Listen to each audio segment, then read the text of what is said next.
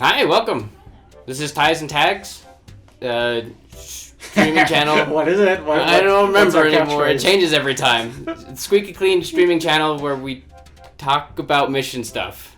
Fantastic. I can't wait to watch. Oh, we're right there. You can Oh, what do you know?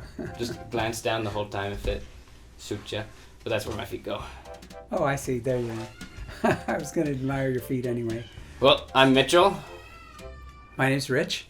I'm JJ. So Rich is our guest today, so tell us a little bit about yourself. Where did you serve a mission and when was it? Gosh, so I served a mission quite a long time ago in the 80s, in 1986 to 1988.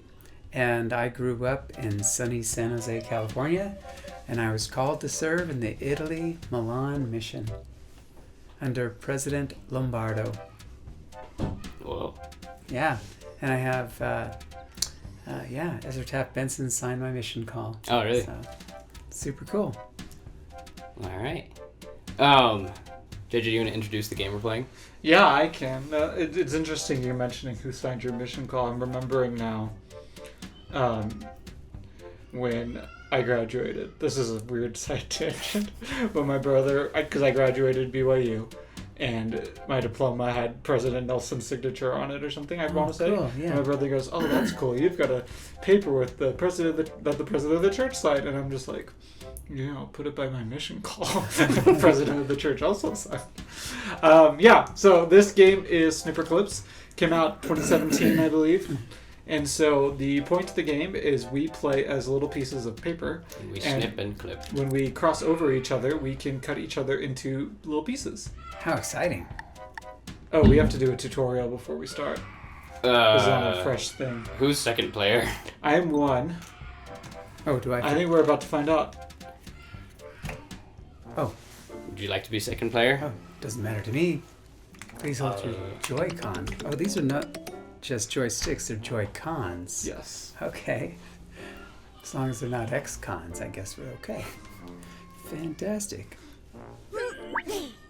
So yeah, you can start wobbling around, Okay. tiptoeing all over the place. Oh, we don't have That's sound. so interesting.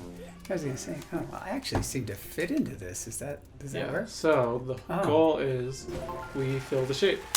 Oh, perfect. Okay, crouch or tipped. Oh, yeah, there we go. Whoa. That's very interesting. Okay. Yeah, no, I like it so far. Oh, If you'd like some sound, you can put this in here. oh, okay. You never know where my Left ear ear. has been. Okay. Wow. So we need to cut or something. So you see how when you overlap, you turn green, Oh, yeah, so I go like here and... and then you snip. Okay, what button do I use to snip? The one on the right. One on the right. Oh, I just cut you. How nice. Okay, and then I go over here. I can tell I'm going to be a real winner at this game. And then snip. Ouch. So then you see that meter in the top right? Yeah? You have to fill that all the way up. That's how perfectly you're fitting in those dotted lines. Oh, so did we not quite make it? There you There we go. go. Oh, perfect. Okay, thank you. Wow, this is exciting, even thrilling. And then you can, so if you hold the left button, then you undo the snip. Where's the left button? This one. The B on yours. Oh, gotcha. Okay. Or you can undo it? Yeah, so if you hold, you completely reset. But if you tap, it just Control Z. I made this game a lot harder for myself when I played it then. Oh, that's interesting. You were managing to do something very interesting. So now those top two buttons, that's how you rotate. See how he is at an angle? Oh, nice. Yeah. Okay. So you served in the 80s. I did. 1980. You didn't have to 88. You didn't have Preach My Gospel. No. What was contacting like, or how did you? Well, actually, if you don't mind, I'd like to back up and just talk about getting on my mission, because at the time, goodness, I remember. So I came from a long line of non-members, right? And so being a non-member was very natural to me. I happened to be Catholic, and I had encountered the missionaries when I was 14, and joined the church after a long, what seemed like a long time. And I had, at that time, the missionaries told me, okay, there's only 2 churches possible to be the true church. That was their opinion. One was the Catholic Church because they traced their authority to Peter, and the other was the Restored Church, the Church of Jesus Christ of Latter-day Saints, because the gospel had been restored, the authority had been restored. And so anyway, I joined the church, and fast forward a few years, actually at the night of my baptism. By the way, I have the unique, I think it's unique among anybody I know, the unique quality of, I've never been to church as a non-member. I actually got baptized before I ever went to church. Oh, really? Yeah, and interesting how that that panned out. It wouldn't quite fly right now. I know, right? And so anyway, I ended up, on the night of my baptism, I ran into the mission leader. His name is Gene Young, and in the hall he happened to joke about going to this class called seminary at 6 in the morning, and everybody laughed, and I laughed as well. And he says, "No, I'm serious. There's this class at 6 in the morning." And I was like, "What?" And so anyway, I ended up attending that class somewhat. Oh wow, there's 4 people? How did 4 people get in this game? So JJ's controlling 2 right now. Oh wow, he is quite the overachiever. Okay, am I at all even close? I think I'm rotating properly. Yay, victory! You made a caterpillar. Oh, sweet. It looks like I have a bone coming out of my head. So anyway, I didn't really attend seminary too much, and then I fell madly in love, well, let's say a crush, with the bishop's daughter. And there was something about her that I just, oh wow, I'm a sliver in this game. That is so, I think. That's not your fault. Yeah, that was me. Oh, you're like, snip me. But you have a job as that sliver, so if you see that little eraser in the bottom left corner? Yes. So JJ needs to snip you so you're narrow enough to push that button, and then a little basketball will drop onto me. Oh, that is so interesting. Okay, and I go down like this? Yep. Whoa, did that work? Oh, you guys got this game down. Can you grab the hoop? If you rotate. Oh, rotate? Yeah. Like this? Lay down? No, not like that. So do I need to shrink down and go under it? So I think you need to use this part of you that I'm standing on. Yes. And try and pull the hook with it. Oh. Like that. Oh, okay. And you can duck and walk at the same time. Do a little tiptoe waddle. Player 2 is exerting himself with muscles he's never had before. Feels like it's going to fall away if I... So yeah, JJ, you might need... Oh, no, perfect. I go. Whoa! What a team. Yeah. Alright, so anyway... So you fell in love with the bishop's daughter. And she has this something about her that I really... that I saw and noticed, this light, this aura, maybe just this goodness. And I wanted to know what she knew, and so I ended up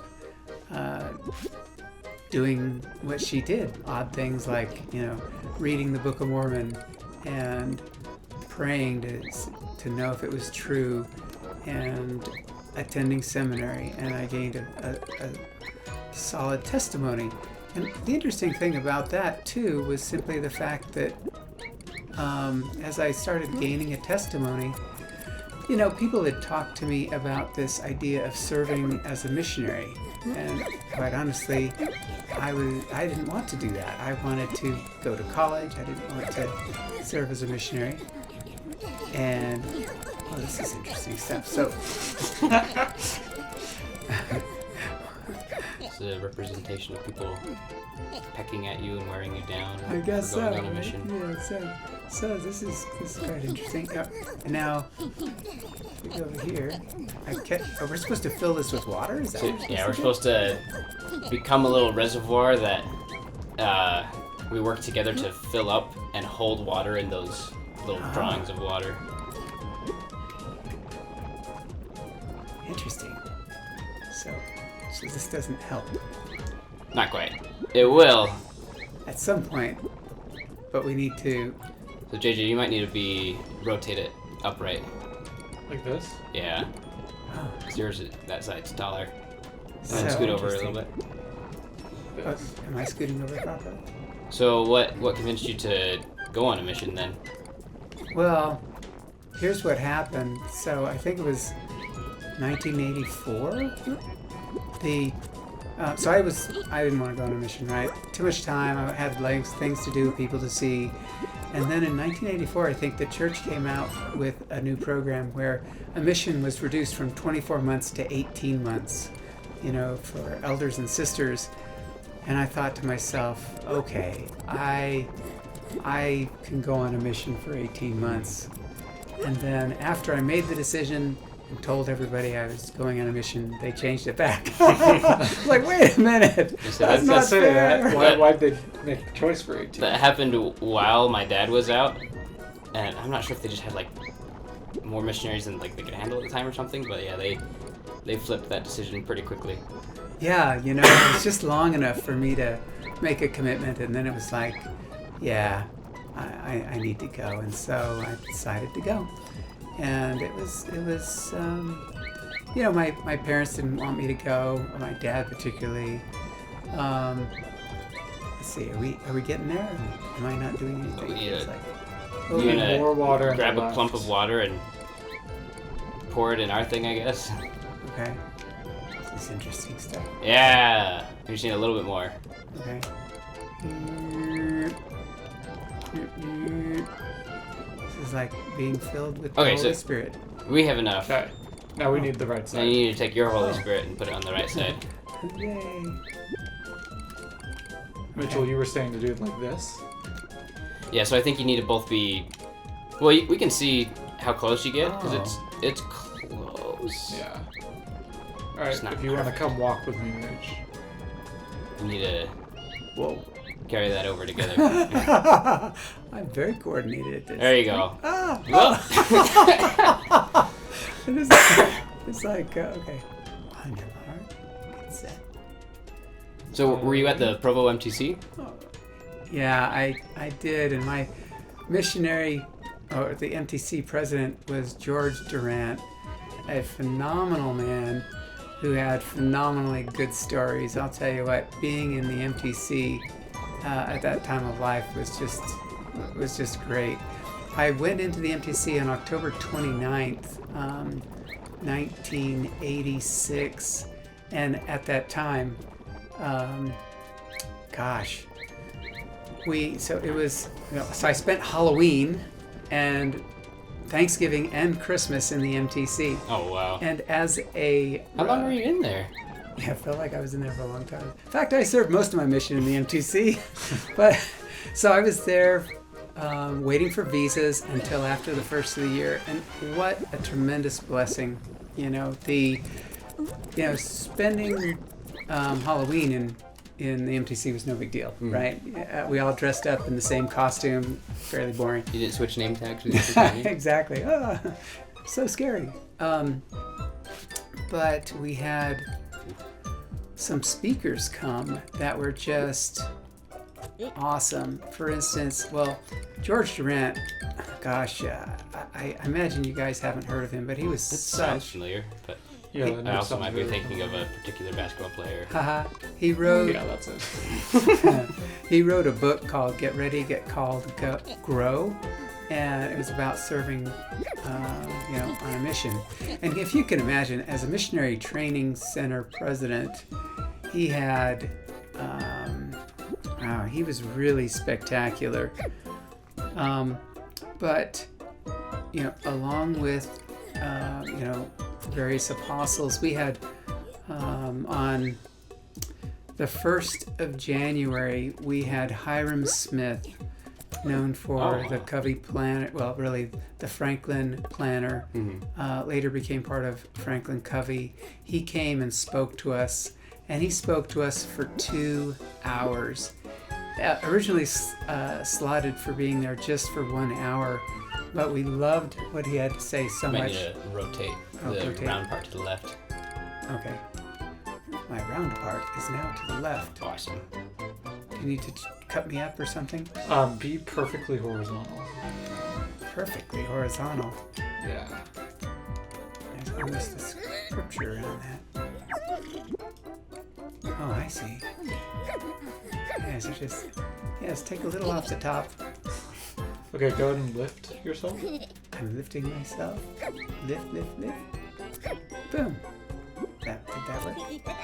I don't know. Let's find out.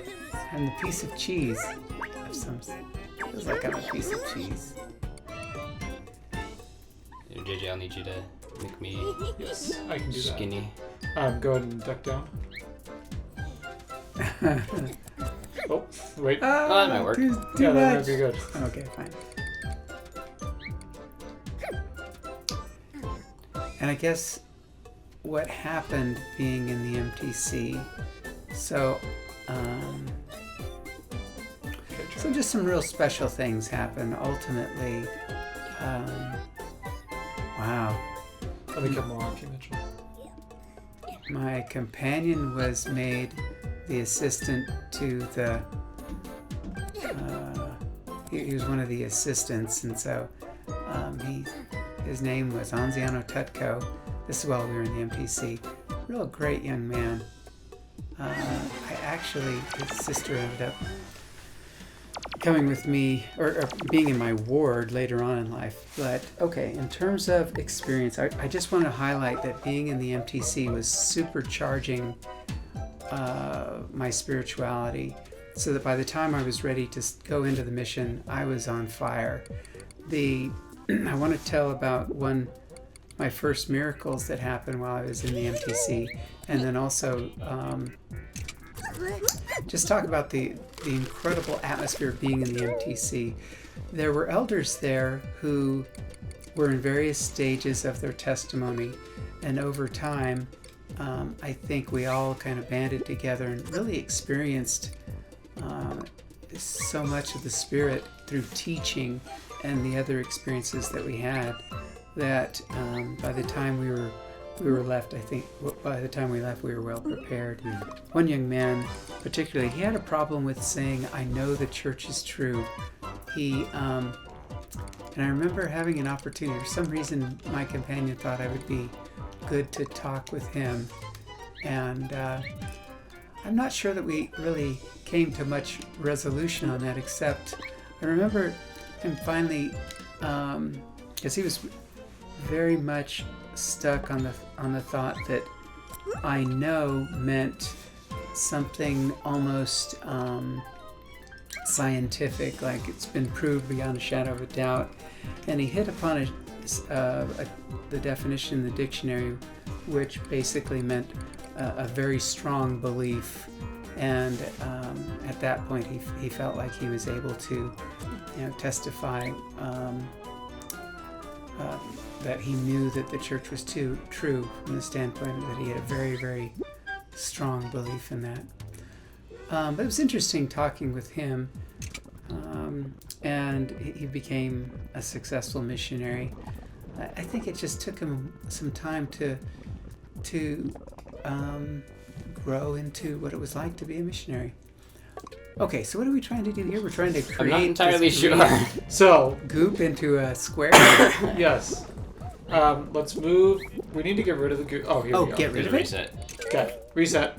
We need to make the border of the box so that one of us can press the button and fill the box. So if you want to come over here. Oh, you've got in the pressing the button, so I need to get switched into. So you come here and I'm going to trim me. Snip ya. Yeah. All right, am I too high? That's okay, perfect. You got? Okay. So that should be good? Or... Yeah, go measure yourself real quick. Zip. And then tiptoe a little bit. Okay, That should come be back here. perfect. Yeah, that's perfect. Gotta trim the rest of you. Oh, trim the rest of me to a square.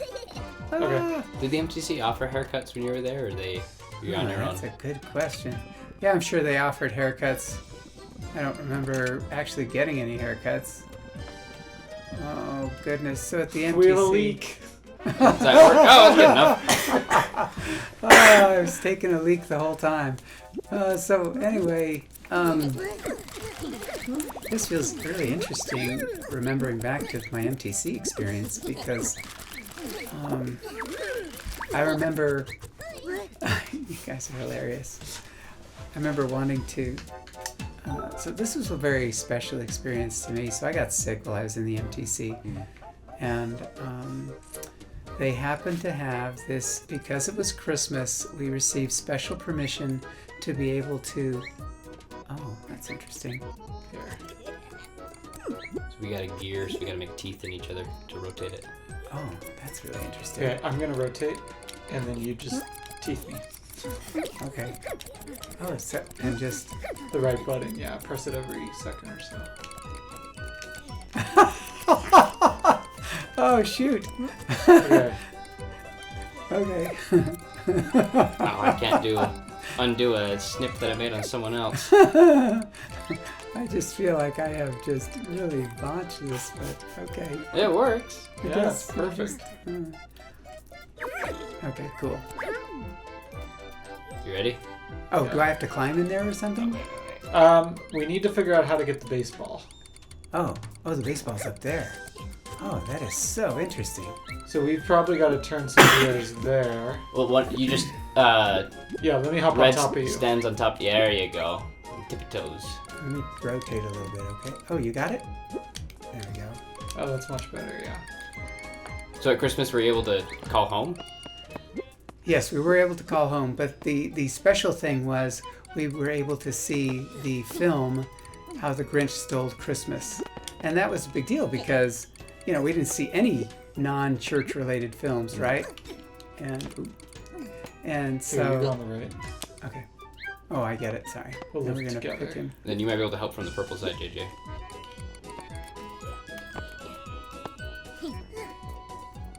Oh, I guess I'm going to be in the way now. Yep. Here you go, under. Bummer. There you go. Perfect. Wahoo! See, talk about teamwork. What do you Nah. think, Mitchell? Over or under? Under. But red's in the way. There you go. Yeah, there you go. Perfect. Okay, So so did they have all the missionaries like gathered in the? yep, all of them in that. There was a massive. It was like a theater. Well, when I was there, it was like a giant gymnasium, and they could fit the 2,000 missionaries in there. And so, yeah, so they were all in there watching How the Grinch Stole Christmas, and I was really sick. And back then, I didn't know how to go to the doctor. I don't think there was a doctor, shall we say, on campus, so to speak. So I didn't know how to go to the doctor. I was very. Oh, do we need to have one of us go over there? Yeah, I think we're stuck with just the two of us here. But JJ, make yourself tall. Oh, yeah.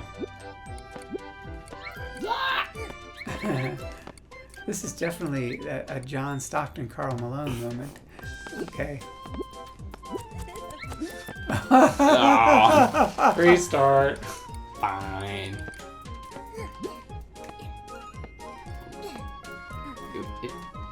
There we go. That's hilarious. Maybe So you you- only need a little scoop out of you instead You're of a sick ginormous scoop. on your first Christmas, on your mission, Yeah. while still in the MTC. Yeah, that sounds about right for mission. I was sick.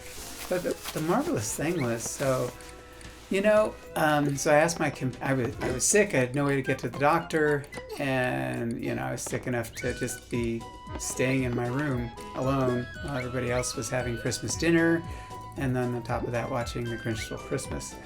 And my companion came back with the other two companions, Clausen and Kellerstrass, and we were all part of the district together. They were going to Rome, but Anziano Tecco and I were headed to Milan. Anyway, I asked him to give me a blessing, and it was, kind of new for me to have a blessing given to me, and it was such a, what happened is, he gave me a blessing, and I swear, I felt the power of that blessing like I'd never felt in any blessing before, or even since. It was such an amazing experience. It almost feels, almost too sacred to share. And it feels like in this setting when we're playing a game, but it was just so powerful, and I was healed, and that was a testimony to me of the power of the priesthood. And what an opportune moment to have that happen, because I was, about to be out on a mission, serving, and using that priesthood on a daily basis. I'll tell you what, the mission itself, so many amazing experiences. Since we're talking about miracles, on our mission, one of our missionaries, raised a person from the dead. And that was just a tremendous miracle. I never served with that elder. I want to say, his last name began with an S. I almost want to say Schindler, but that could be influenced by that famous movie that came out later. But he was a zone leader, and while he was tracting, he happened to be with his companion, with I believe an old woman who had basically, while she was in her traveling down the elevator with them, she collapsed in the elevator. Oh wow! And she stopped breathing, and that was quite a shock for these two young missionaries with her. And at that, when they arrived on the ground floor, she was effectively completely out, and not breathing. Apparently, no pulse as well. And so, Elder Schindler told his companion to go, for help. There were no cell phones, of course, and at that point, that's what his companion did. And then Elder Schindler laid his hands upon the lady and commanded her, by the power of the Holy Melchizedek priesthood, in the name of Jesus Christ, to arise. And nothing happened. And then he put his hands on her head again and repeated the same command, by the power of the Holy Melchizedek priesthood, in the name of Jesus Christ. I command you to arise. And nothing happened. And then the third time, he laid his hands upon her head. And this time, as he recounted the story to me, he said that he experienced, he was able to see the woman's spirit lingering close to her body. And as he told her to arise, by the power of the Holy Melchizedek priesthood, in the name of Jesus Christ, he reached his hand out and grabbed the hand of the spirit and guided her back to her body, whereupon she took a breath and her eyes opened and she woke up. And that was like super, just that he shared it with me, one-on-one, and that was just such a special, experience. And I'll tell you, there were, I think that was one of the hallmarks of being a missionary, is being so close to the Spirit and seeing these these miracles that happen. It felt like on a daily basis, God touching our lives. Now on the thought of miracles. So this isn't necessarily, I guess, in order, of course, but so what? We're playing games here. We'll pause for 1 second. JJ, Okay. on the left side, rotate the pink gear. I think that moves the basketball down.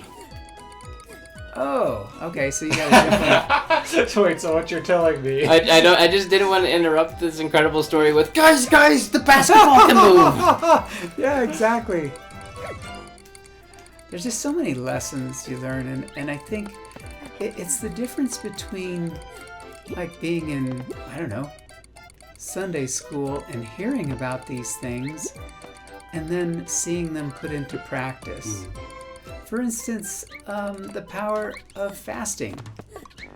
It so happened that we had on our mission, oddly enough, we ran into this couple who was very, does it go back up?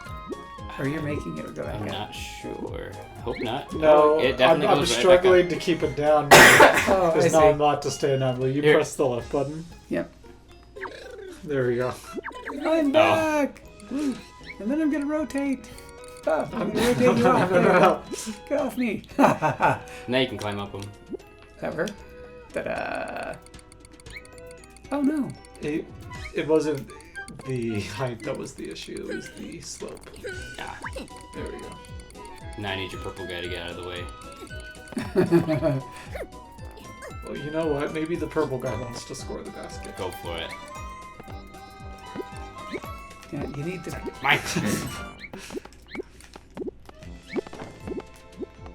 So anyway, we were teaching this this family, a gentleman and his wife and child, and we kept. We were teaching. We had the first 2 lessons, and we gave him a challenge to read the Book of Mormon and asked if it was true. And I remember at that time, good job, yay! Mitchell, you stole that from me. Is that a 2-point play or 3-point play? I think we were past the 3-point line. Oh, awesome. Just to end that level at all costs play. So, what? Oh, that's interesting. So we can do we control the? we control those little Oh, chickens so at when the we bottom, rotate? Oh, and There if you we go, snip each yeah. other, that part goes away. oh, interesting. Okay. Mitchell, you killed the egg. Oh no, sorry, I hit Whoops. the wrong button. There we go. Okay, so I rotate toward you, and you. That's interesting. So I go like this. Oh, I didn't mean to do that, but welcome. You have no head now.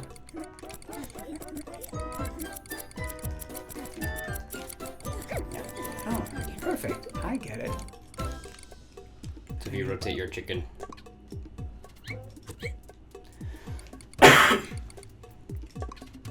So there's a family you were fasting for No. after you challenged. Oh, What happened is, so we had met them for the second discussion, and I'd given them the Book of Mormon. When you're with somebody on your mission, that's when non-members feel the Spirit the most, is when you're with them. And then you go away, right?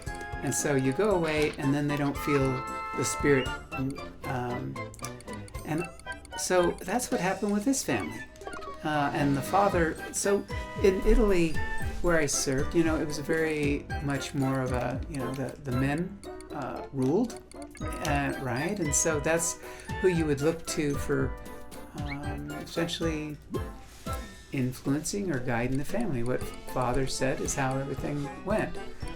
So we gave him a Book of Mormon, asked him to read specific passages, and we left. And it just happened to be, we were coming back, and I'd known that this, even during the second discussion, it seemed like after we would leave, that spirit would go down so low that they would then try to yeah, that almost they would be ready to tell us not to come back almost after the second discussion. And so I knew that I was really looking for a way to touch their hearts. And what happened is this: my companion and I, we fasted for them. And this is perhaps one of the first times in my life that I had fasted and prayed. Oh, did we make it? We did it. I thought I saw You're like, the oh no, the egg egg cracked. I'm like, oh no, after all that work. And it was interesting as I was really hungry for that fast. And when we came back... It doesn't help that you were in Italy. Right. And we came back to that apartment, and after fasting and prayer, the Spirit was so strong. Nevertheless, the Father, they didn't even want to give us the time or to have a discussion. What he wanted to do is he wanted to be able to simply hand us back the Book of Mormon and say, don't come back. No. As it turned out, I'm there in his, in the hallway, as it were, in the doorway, and he goes to get his Book of Mormon, and the Spirit that I was feeling was so strong, it actually conveyed to me what he was thinking. And as he spoke and gave whatever his excuse was, the thought came very clear in my mind: you didn't read the Book of Mormon, did you? And he hemmed and hawed and said, that he hadn't. And the whole, we continued our conversation, but the Spirit was basically conveyed to me what he was thinking, and that surprised him so much that by the time our conversation was over, and this only lasted 5 or 10 minutes, he had this look on his face like, how did he know what I was thinking? And he actually invited us, to come back, and that was for the first time when he went and started, reading the Book of Mormon. Wow. Because I guess it's the combination of the Spirit and the fact that he couldn't deceive me.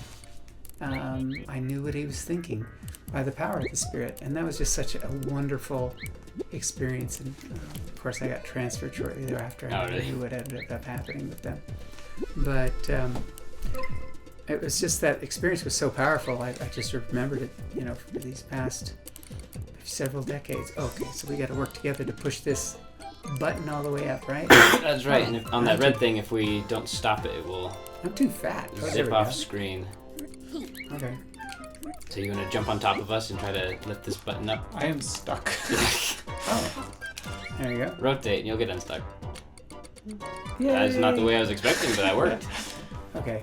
I've already forgotten how to jump. Okay, is this the jump The bottom button out of the 4. Oh, I just cut somebody in half. Sorry. Yes. That was fun. There we go. What up? What up? Oh, I was on I something. think if we just all jump frantically right now. There you go. This is like... I honestly kind of forgot what color I am right now. I think I'm blue. Okay. I am red. I'm yellow.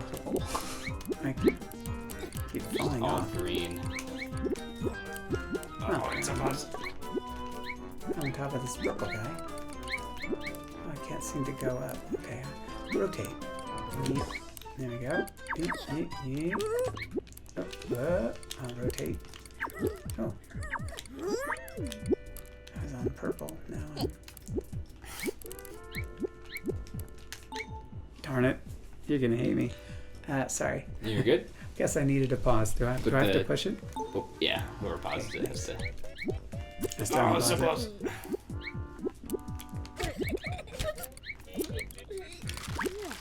So, from like a few Italian friends I have, the quote that they share about their country is Americans eat to live and Italians live to eat. Absolutely true. Did you have the traditional missionary experience of eating something weird, or was it just all incredible? Oh no, I had lots of experience eating foods I would never have thought to eat. And actually some foods I will never eat again. Got an example? Oh my gosh, I remember, so one of our new converts, her name was Sorella. Sorella means sister, Sister Bonazzi. She had us over for dinner, and you know, she wanted to make it an elegant dinner, and she had made escargot, and apparently she processed this on her own, the escargot, and I'd never had escargot before. Like she found the snails herself? I'm not quite sure, but obviously they look like snails, so I could tell they were snails, and I'm on my mission, so I got to try everything. Mm-hmm. And I tasted them, and they tasted like dirt, like garden soil. And so I was like, wow, these are awful. But not to be outdone, she then supplied us with a slug, which I had never known people would even eat. And this is a slug, and it was in this green sauce, and that was the most horrible thing I'd ever had in my life. And so, but being a missionary and being kind of game, I decided I would give it a try. It was disgusting. It was horrible. Oh, goodness. Wait, it didn't taste like garden soil. I'm not sure what it tasted like. Maybe decomposed something. It was just awful. Oh. It just was awful. Were you watching her eat it and she like absolutely loving it? No, not at all. In fact, I don't remember anybody else eating it but me. Maybe it was just a practical joke. It's like, let's see what we can get these missionaries to eat. I've had members flat out admit that. She's like, oh, I know this is gross. I just wanted to watch the missionaries squirm today. As we ate curried chicken foot. Oh, chicken foot. Chicken foot soup is really good, but curried chicken foot is just awful. It was Yellow needs to come over here to this one. To the right side? Yeah, and blue needs to step out of the way. Whoop. Okay. Oh, you just cut me. Okay. All right. Fine. Yay! Super, super, super. So that was one. I have had brains before. Brains from what? I'm not sure. Or was it cow just not? brains Was it or... not told to you when you ate it? Who's Well, brains? Don't worry about it. yeah. So it was What? served in pasta, and it had, you know, and honestly, you couldn't tell what it was, but it looked kind of like meat, right? I had no idea. Maybe it was hamburger. And it Oh, they turned out didn't. They it was didn't tell you brains. what it was before you ate it. Oh no, not at all. Oh. It's just you just assume that this was something a rational person would eat, but you know sometimes that's not a correct assumption. So we had brains, we had rabbit. Rabbit is quite good. It was a little greasy as it was served to me.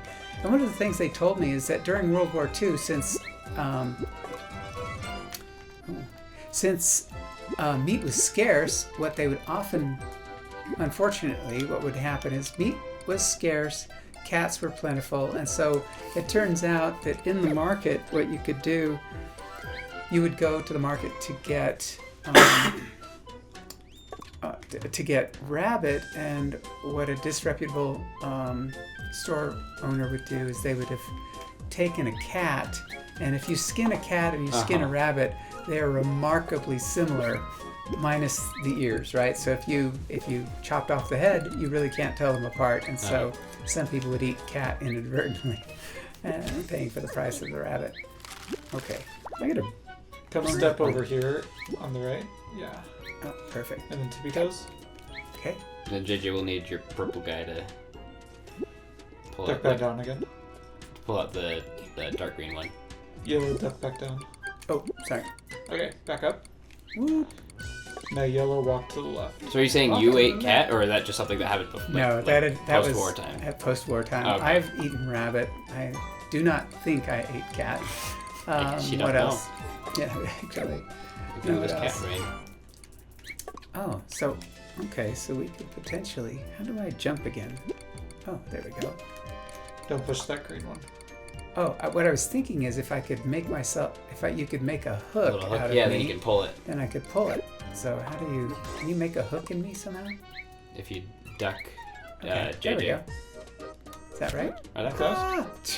Perfect. I love the faces they make in this game. Okay. Oh, okay. Well, There you go. and rotate. Perfect. Okay. That worked. Yay! Nice. Victory! What else? Of course we had... Well, I'll tell you something we did have that was really good. We went to this one lady's house and she made us hot chocolate. So, you know, in the US, when you have hot chocolate, they'll take a little envelope, pour a little bit of powder and a bunch of hot water. But in Italy, what they did is this sister, she actually took a piece of chocolate and she took milk and a piece of chocolate and put it in a cup, melted it all together. Wow. It was incredibly delicious. And she added some rum flavoring, which to that point, I don't think I've ever tried rum flavoring. And that was just marvelous. It was just really, really well done. One of the other things that we used to have, and I kind of miss, is they would have milk and they would serve it with honey. And so it would be warm milk with honey, and it was really delicious. And that was one of the ways we would get milk. And we used to have to eat in Italy. So the Italians used to eat way better than the missionaries would, right? Because we would, as missionaries, as American missionaries, we would have pasta all the time. And so red sauce and pasta would, after a while, get kind of old. But the Italians would eat great. And we would, when we go to the store and buy milk, so refrigeration was often a that was a luxury more than it was anything else. So if you had the luxury of refrigeration, you were styling, but a lot of us didn't. And they had milk. We called it dead milk. It was ultra pasteurized, came in a carton, and it was shelf stable until you opened it. Okay. And Dead milk. Yeah, that's what we called it, dead milk, and it has a particular flavor to it, and the They're flavor. going on the right side. Okay. Do we need to do something with these guys? The purple one goes on the left side. Ah. Oh. We need to make another gear, by the way, because that rotates the piece that comes from the top, too. Okay, cool. We need I'm stuck. yellow too. Do I need to move? Yeah. Okay. Here, let me make you a gear. If you want to come over on this side Okay. and start spinning. Oh, spin. Yep. Huh? Alright, let's see how that works. Okay. You're gonna try to rotate that green gear up at the top. Oh, okay. You got it. This is fun. Oh, I Rotate. managed to get myself Rotate to the right. almost stuck. Yeah. Okay, cool. So how would you spend your time on P-days? Generally. Oh, I gotta turn it the other way. Okay, fine. Is that right? Yep. Yeah, keep turning that gear. And then JJ lowers it. A little too far. Oh yeah, yours is rotate. So Mine is height. undo the... Go back a little bit on your green gear. Almost there. I think we did it. Oh, yep. Now we can let it fall apart. Okay, fine. Yay, victory! So, typical P-days were spent washing clothes. And so, when I was on my mission, for some weird reason, so I learned to iron. And I'm not sure exactly why. Oh, yeah. So, I decided to iron my garments. And the reason I'd wash my clothes, and there was no such thing as a dryer. You had to hang everything out to dry, and maybe it was a rainy day, but my clothes were wet. And I had no clean garments, so I decided I needed to invent a way of drying my garments quickly, and that way was to iron them. And I don't know if, so I had this polyester. It melted, did you? I had this polyester pair of garments, and I took the hot iron and put it on there, and it went, and then I have an iron-sized hole in my in my garment. So I thought that was funny and at the same time tragic. So I ended up, yeah. So you need to cut off the bottom end of me. You might need to. I think we cut off too much. We might need to. Hit the button. Yeah. Is this the button? Let's see, which is the button to restore? The left one. Oh. There you go. And then rotate it so you're parallel with the ground. and I'll trim off the top Rotating. part of you. So I'm parallel with the ground. There you go. Okay, I got the left half. Nice. Ah, perfect. So then waddle on over to the left. Oh, to the left. Give you some tiptoes. Tiptoes. Then fill in the. Oh, actually, Oh, want me to that might just be fill good. this? Yeah, go to the left a little more. Okay, how's that? No tiptoes? Oh, almost there. Let's see. Maybe I can trim you just a bit. So yeah, tiptoes. Tiptoes. Oh, I can't. This is actually kind of fun. I can't quite get it. Oh, It's okay, Mitchell. My jumping can handle this. Oh, there we go. Oh, there we go. oh that's great. Then I guess I need to fill in the tiniest part of this. Oh, so we need to I got like you. chop Just you? make me teeny tiny.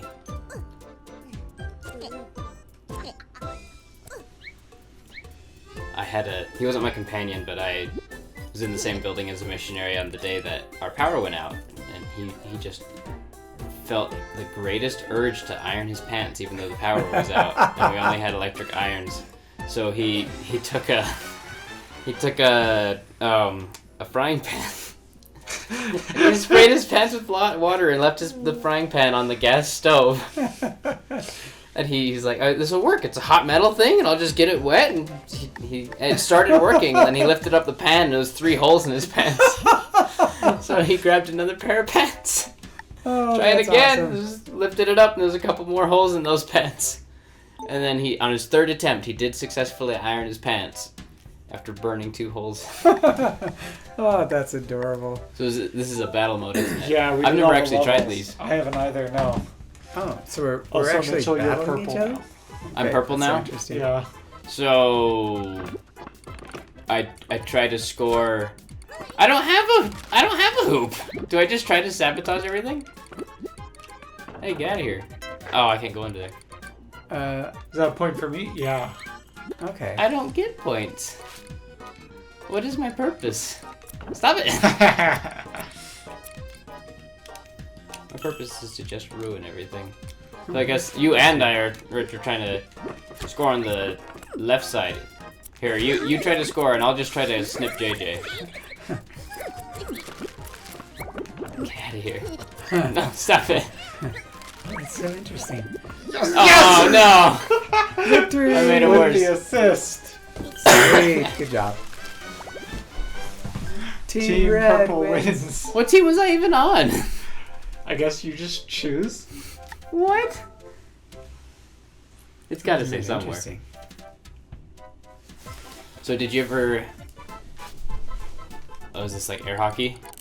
It Oh, is. that's interesting. Whoops. Ah, We can still snip each other, by the way.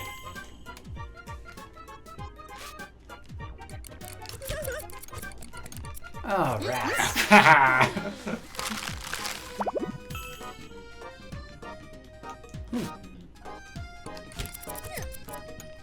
Oh no! Don't. Yeah! Yay! Team Yellow. So was there any cultural differences that threw you off, like when you first got on your mission?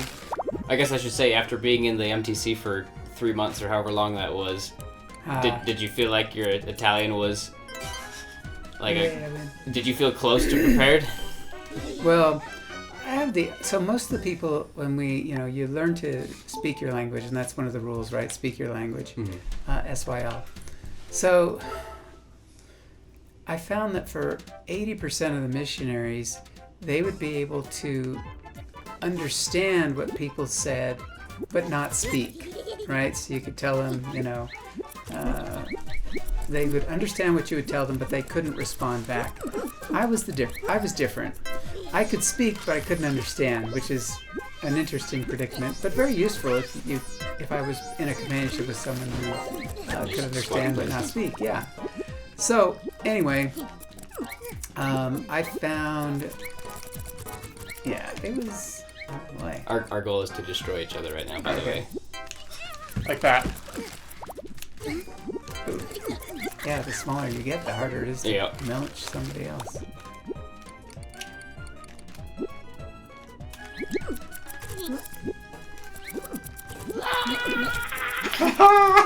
Rotate.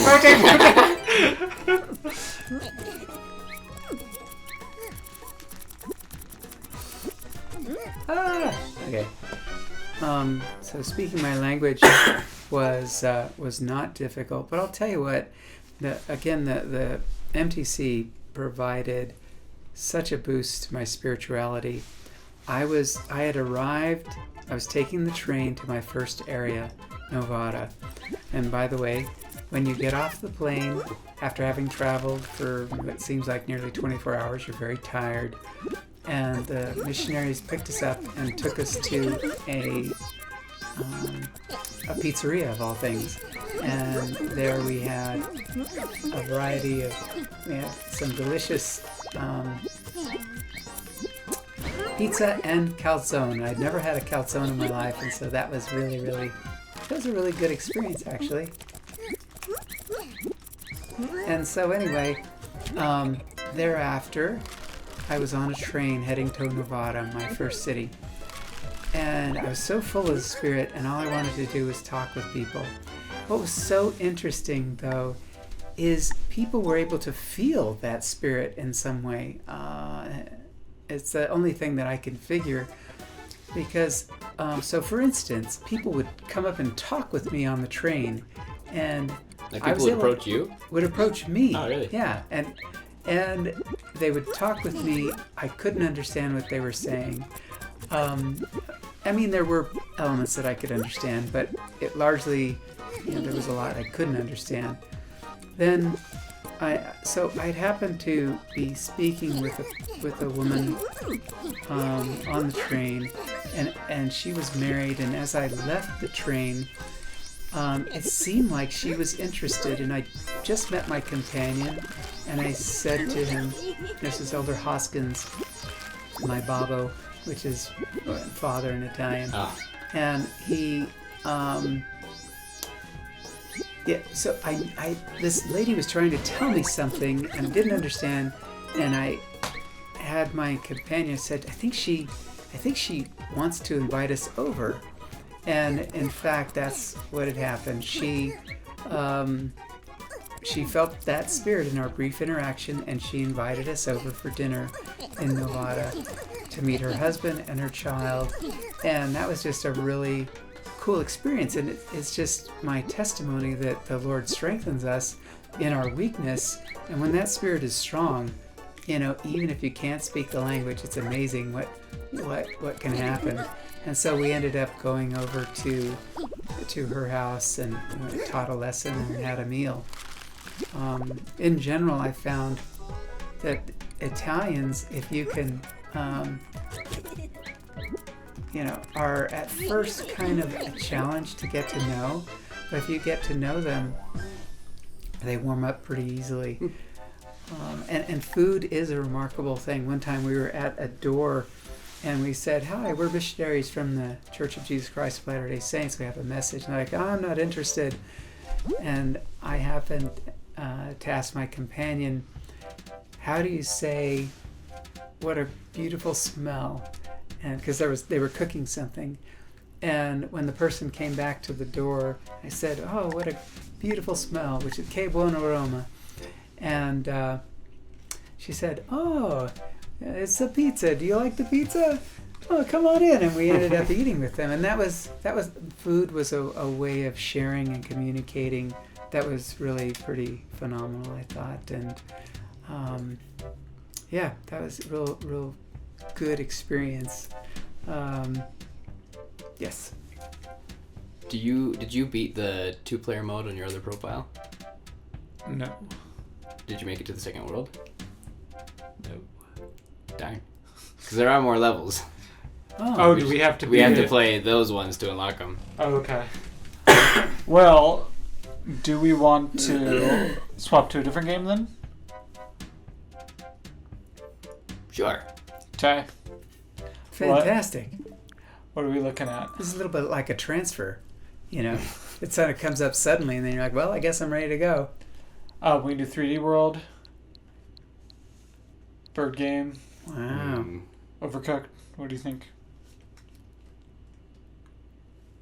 Overcooked might be fun. Yeah. Oh, you know what? I uninstalled it because I never play it. Never mind. We can't do it. Okay. We can play the bird game, or we can play 3D World. Let's do 3D World. Yeah, I was gonna say we can carry people in 3D World, and so that's a lot of fun. This is by far my favorite 3D Mario game, but I haven't played Odyssey. Oh, Odyssey trumps it for me. Really? Odyssey's pretty good. Oh, so I see that the Nintendo Switch is the logo in your ties and tags. Yes. That's right. It's know this that. specifically is the logo. Yeah, just Oh. a little tie in the middle and the Oh wow, that's cool. tag for the joystick. Yeah. Yeah, that makes total sense. There's no copyright infringement at all. I'm just kidding. That's awesome. So you push the top 2 buttons to join. Yay. So I'm Mario because I'm Well, red, you can right? click left and right and pick. Oh, So If you'd like to be Mario, because you're Rosalina red. can double jump. Mario's kind of I'll just be Toad. all around. Toad is fast but can't jump very high. Then you click the right button to. Toad.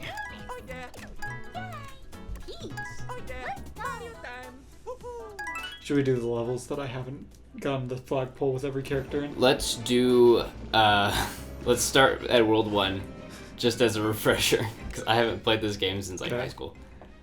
Oh, Yeah, I wow. made it through the castle, so. Okay. So this is it's a 3D Mario game, but we're all playing at the same time. Oh, okay. Are we competing? We're together? We Combined? can compete. Depends on who you're playing. Yeah. So like whoever gets the most points. We're competing. Looks like somebody got thrown off. Ah! Okay, so controls for one thing. What button to run? Oh, that one. That's why. Y is to run. Y is run. Oh, I need to pop your bubble. First, I guess the left button is run. The right button is jump, or the bottom button. And if you're... Oh, there's a potato or something. That is a potato. And if you jump on his head, he dies. I can't. I have to figure out the controls here. Okay. How do you duck? R. Oh, can I just not as a cat? You can. It's just different. You crawl as a cat. But you're always crawling as a cat. No, you're just ducking. Whoa, oh, what the? That's how they go past. Because I've only played this on the Wii U, and that has like the touchscreen. But that had like motion controls? That's the gyroscope, yeah. Suddenly I'm off the screen, I think. So you're that blue bubble. If you click jump, you'll come out. I don't play this game kind of. Oh, there's like coins or something in here. I guess that's good. I guess. Did you just throw a power up? Apparently, I didn't even know we had that. If you go in that tube, then we'll be forced to go away from the cliff. Oh, that's interesting. Oh, missed it. Darn it. So you can kind of choose the direction you go in if you hold it on the tubes. So my first city was Nevada, my second city was Reggio Emilia. Reggio Emilia was one of the harder cities. There were a lot of communists there, and didn't get along with my companions.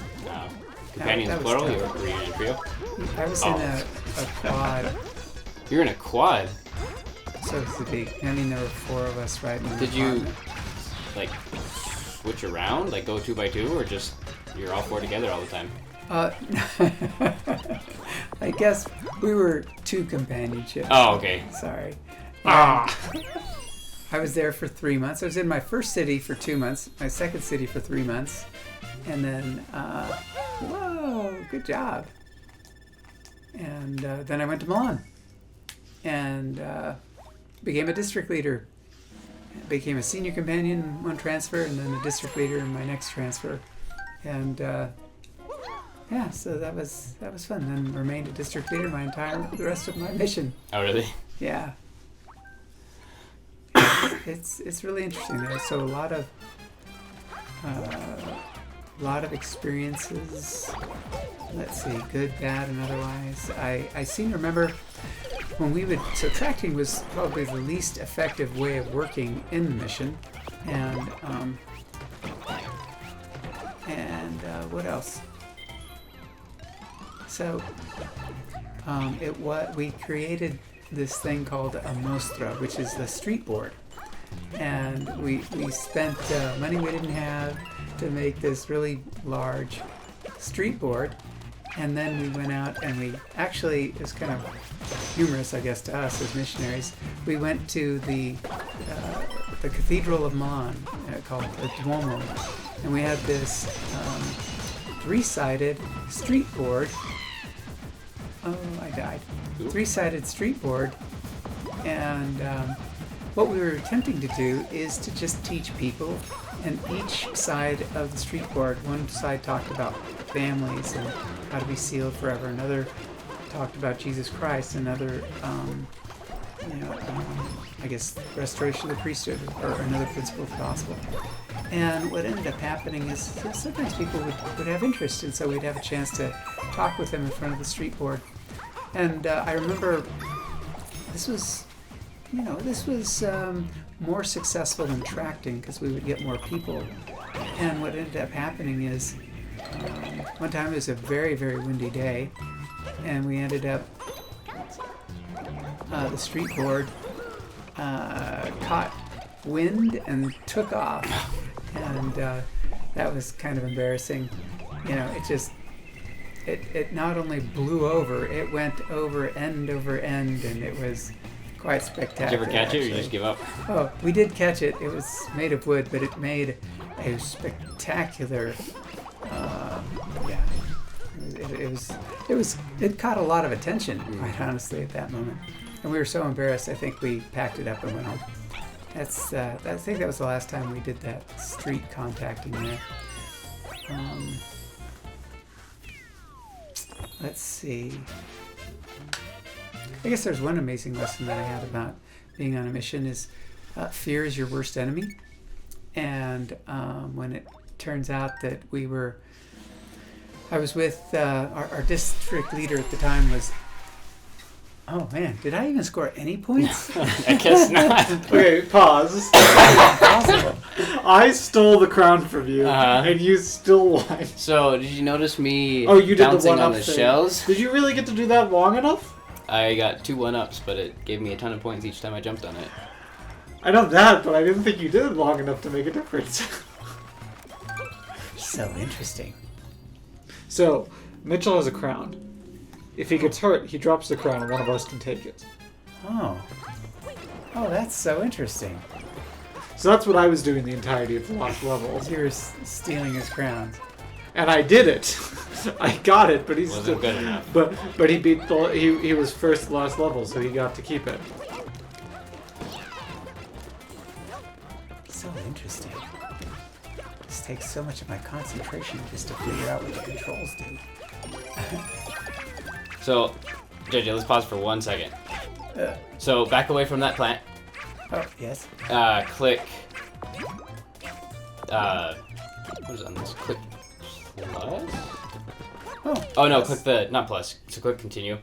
Click the top button out of the 4 on your controller.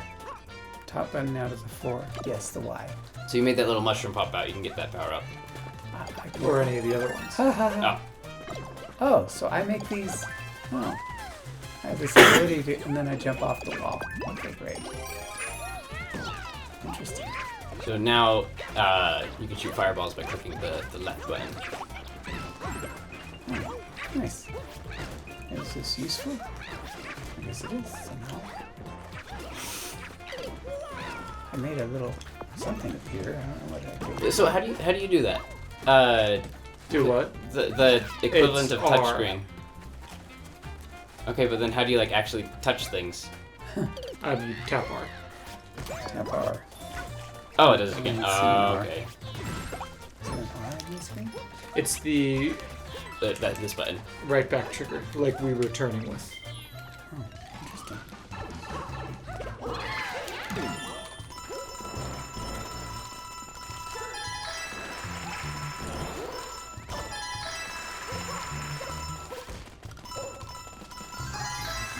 Interesting stuff.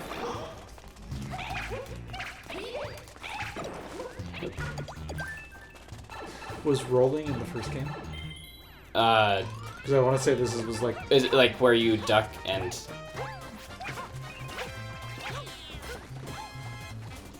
Oh, see ya. Because I know some of the Odyssey movement got added in. It But I had know some of the a 3D form roll- of rolling that was kind of useless. Well, whatever they did, they gave it the Odyssey treatment.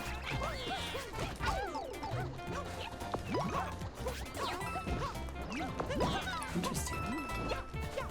Yeah, I don't jump very high. You're right. Yeah, Toad is tough to beat. And Mario's faster than Peach, so I can't do anything. Oh! Oh, what happened? Did we all die? I got rid of Mitchell's crown. JJ sabotaged us all. Oh, hilarious. Oh, this is so interesting. Well, one of the things about serving as a missionary is sometimes fear gets in the way. And we had these two young investigators who were interested in being baptized, but all of us were afraid to, well, the rumor on the street was that the dad would not allow his children to be baptized. And so we wouldn't effectively, so they delayed getting baptized. And our district leader, Enzano Batazato, he says, it's easy, all you have to do is ask him. And we were all terrified of the father, and then we ended up, that's exactly what happened. We ended up going to ask him, and oh, we're supposed to kill the flower. I thought we were supposed to jump in its mouth. Oh. Anyway,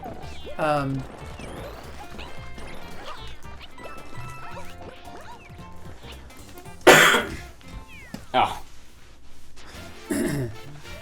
so Anziano Batizzato went with me, and we went up to the dad, who was very scary, by the way, and not all that interested in church, and we asked him if his children could be baptized, and he said, do you think they're ready? And of course we said, absolutely. He said, okay. And it just was a lesson that, you shouldn't fear. And the two young people got baptized. It was awesome. That was awesome. I'm trying to think of an example, because I feel like I learned the same thing on my mission, but maybe that was from less explicit experiences. Oh no, is this one... So we are all controlling this dinosaur thing. We're all tilting side to side and trying to... Oh.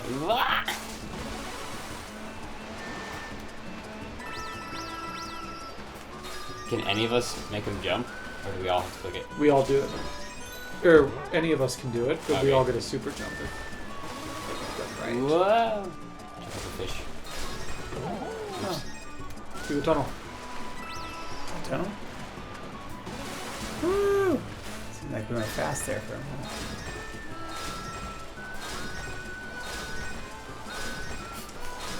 Are we always getting the super jump? Because we're always just clicking jump as soon as we Oh, hit hey, the we're ground. missing I some. think two of us at the some very rings. least. Oh, are. okay.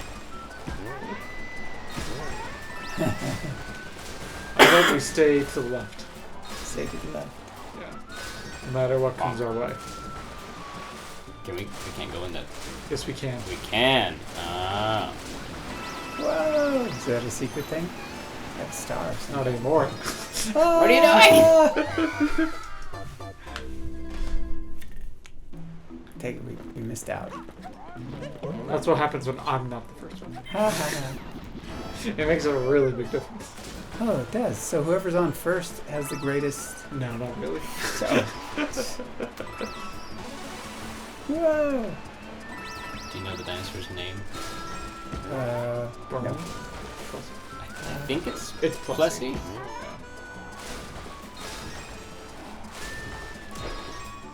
Alright, we're getting it this time. No!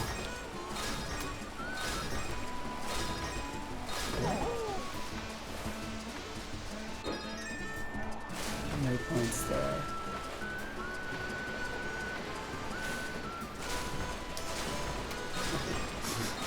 Why are you doing this? It's funny, we get every start. we can actually, kind of convert.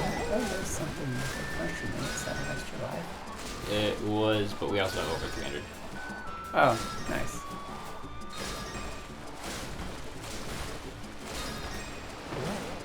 Sounds like there's somebody doesn't want us Oh to my go God. in there. Okay, remember to jump. Whoa! Jump again! No! Oh, wait, wrong person. Okay, so let's see, what else? As far as the mission goes, President Lombardo and his wife stayed on at the mission the entire time that I was there. I think they had been there, about 6 months prior to me getting there, and stayed, of course, 6 months after I left. I think one of the most wonderful experiences, I think I've got 2 more stories that I think are real significant to share. We had this opportunity to teach this, well, we had a fairly small teaching pool. I think we had about 3 people. And we had Lucia, who was our golden contact. She just loved our messages and felt the spirit. And we just knew she was going to get baptized. And we had another person who was kind of lukewarm, who we figured wasn't really all that interested, but at least she would attend our missionary discussions, etc. And then we had a gentleman whose name was Rene Echeverria. And Rene he had been in what we called an eternal contact. His wife had been a member of the church, and during one of the English lessons, because we as missionaries, we would teach English as a way to reach people. And it so happened that at one of these English lessons, his wife met another man and then ran off with that other man. And so That Rene, is not... Wow. Rene he was very upset over this whole thing, and so he had some resentment toward the church, shall we say. And as fate would have it, he had been, interestingly enough, the missionaries would keep coming by, and he struck up a friendship with them, and this is probably 2 years into his being in eternal contact. And so we would pass by, and he'd already had the discussions multiple times. And for whatever reason, we decided that we needed to have a super powerful lesson directed toward baptism, and we were going to invite all of these people to be baptized, all 3 at the same time. So we planned this out very well. You gathered them together? All 3 of them. Was that common? No, it just seemed like that was something, I don't know exactly why, but maybe the Spirit moved us to arrange for it that way, and so that's what we did. That's interesting. So, in Italy there are castles, and you have the opportunity to be able to actually go and visit these castles, and so that's what we did. We went and visited the castle. Oh, that's interesting. I turned into a kitty for a little bit. So we decided to have this particular meeting on in the grounds of the castle, and that's and we had prepared very well with the scriptures, and we were really interested in sharing the Spirit. That's interesting. And it was a really good discussion. And then the time came to invite everyone to be baptized, right? And so, oops, a second. I'm not under consideration. And so there we were on this castle, and we knew that Lucia was going to accept because she had been our golden contact, right? And so what ended up happening, I should have got that. So you can actually jump off the walls. So if you go in that little narrow spot, you can. There you go. I'll just stay down. Thank you. You're such a good guy. Oh, you're right. So what happened at that point is we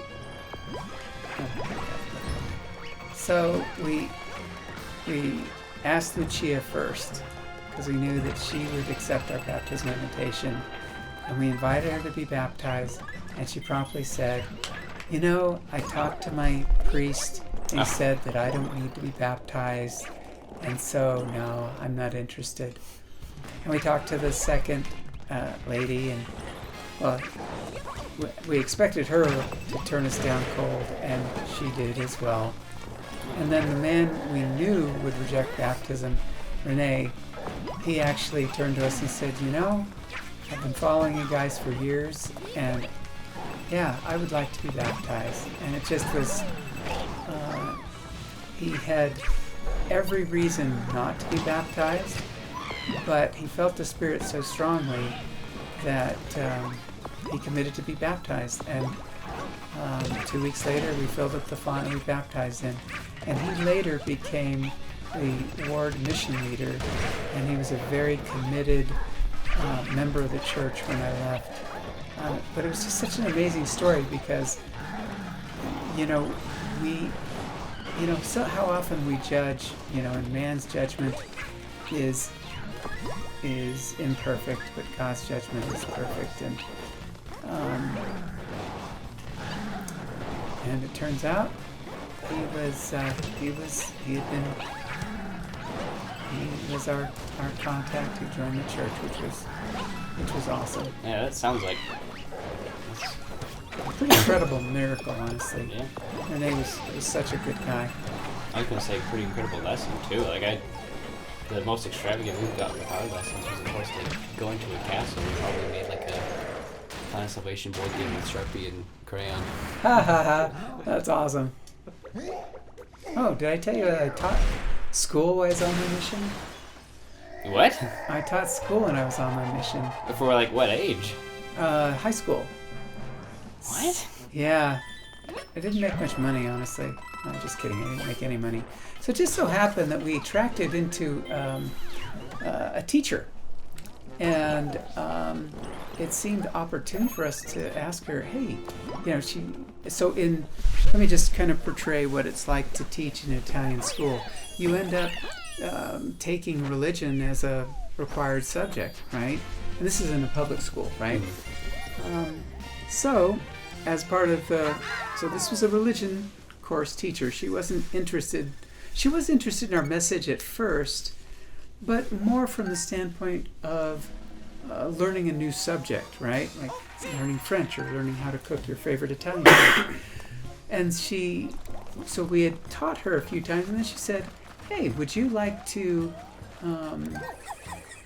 be our guest at, in class for a particular class subject? And we said, sure, we could teach about, the history of the church or what have you. And it was just going to be an hour-long, one class period.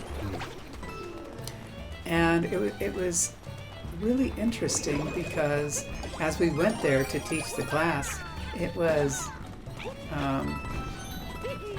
here I am in front of, I happen to be the senior companion, and so I happen to have the better grasp of the language. And I think it was Elder Safeston, who was a green elder, who was with me, if I remember right. And we ended up teaching this one class, and we were to stay away from, controversial subjects, and merely respond, if the kids had particular questions. And what was really interesting is kids, by their very nature, they ask the controversial questions. Yeah, exactly. For instance, so they asked to tell us, we introduced ourselves. I introduced myself as, Elder Yates. I was once a Catholic. I joined the Church of Jesus Christ of Latter-day Saints. And that immediately piqued their interest. Why did you join this other church? Oh, okay. So I looked at the teacher and she nodded that it was okay to tell them why, and I talked about this promise in Moroni 10:3-5 and how you could know the truth of this book called the Book of Mormon. And that was incredible to these students who had never heard such a thing. And they were very interested then in our story, and were very interested in finding out what we knew. And so we ended up teaching quite a few classes, and invariably we started out trying to teach about the history of the church, and we ended up teaching about our conversion story and about how it was so important for us to be able to know for ourselves that the church was true, and by the power of the Spirit. So after that first, I think we taught for 1 or 2 days these different classes, and then what had happened is it created such a stir among the children, who then talked to their parents. The parents began calling and saying, "What the heck is going on?" And we were asked not to return. But it was really, really interesting because at least one of the students did want to take the lessons after that. I mean, it was just such a special experience to be able to be in class and to talk about, the gospel in front of 30 Italians. While we were there, the word scoraggiato means discourage, and the word scorreggiato, which sounds the same to American ears, means to pass gas. And so oh no. So in front of the class, I remember this happening. I had to say I was very discouraged. And I said that, everybody laughed. And so it just is what it is. I will never know if I pronounced it correctly. But they knew that I was either gassy or discouraged, maybe both. And I guess one of my favorite stories then, is listening to the Spirit is key when you're serving as a missionary. And it comes up in diverse ways, and sometimes you just have to have the courage to follow the Spirit. So, that's interesting. It says touch it. So if you click this button, there's a little icon that appears that has your little, it's a blue circle, it has the little toad face in it. Yeah. If you hold it down again, you touch those boxes and they'll move. Oh. This was made for another console that had a touchscreen. Oh, interesting. Ah. Why? JJ is making this significantly harder. I don't know what you're talking about. I always seem to be making it through all right. So I guess, you and I served in missions where people were like culturally Christian, where like that wasn't really. Was that the case for you at all, JJ? Yeah, everyone was Catholic. Oh, really? Where did you serve? Philippines. Oh, wow. Yeah, there are a lot of Catholics there. Yeah. So did you guys find that like you met a lot of people that like, I don't know, did you feel like you were... Stop it! Threw him off the cliff, huh? Mitchell, stop falling off. The people you encountered... We're going to run out of 300 lives before this level's over. People you encountered, did you find that they, like... Because if like, the Promise Moroni 10 is something that a lot of people, like, hadn't heard of before, and... Oh, my goodness. Did you find that a lot of people had testimonies, or were just culturally Christian on your missions? Culturally Christian. Yeah. Culturally Christian, for sure. And it was really interesting, too, like,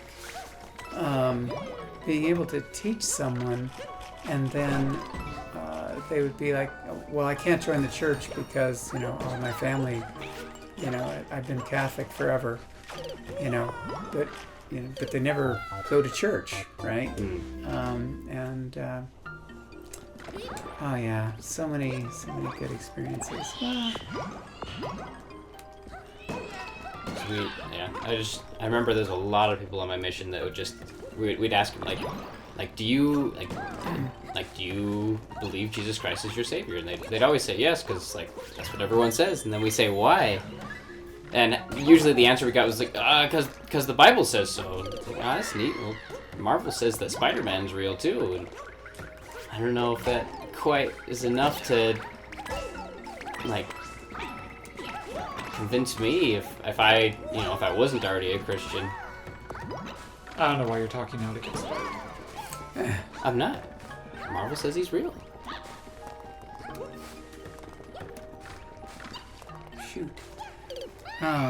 Did you get a lot of my daddy's a pastor in Italy, or is that just more of a southern thing?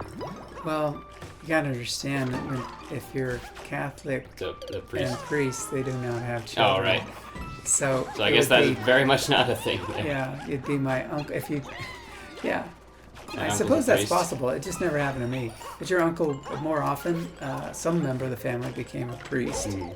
right? Usually an uncle.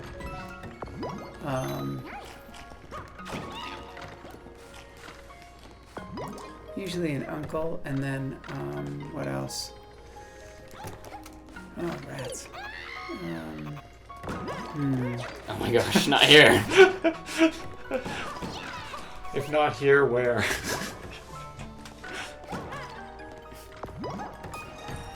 So.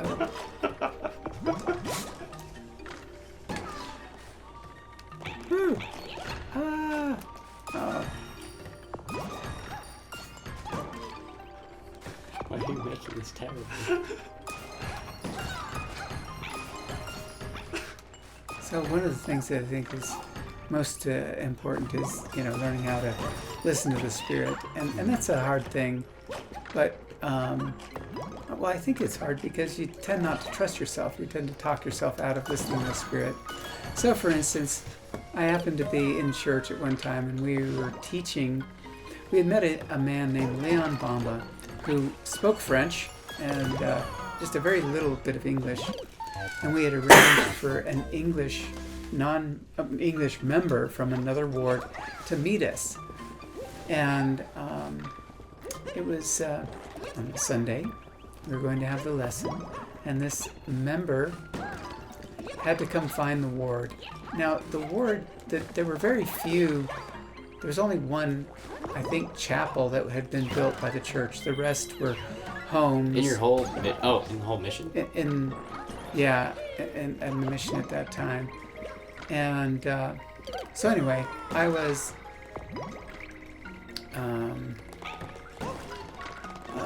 we had this particular chapel that we were supposed to go to was inside of a gated community, and it was set in from the road so that you could not find it easily.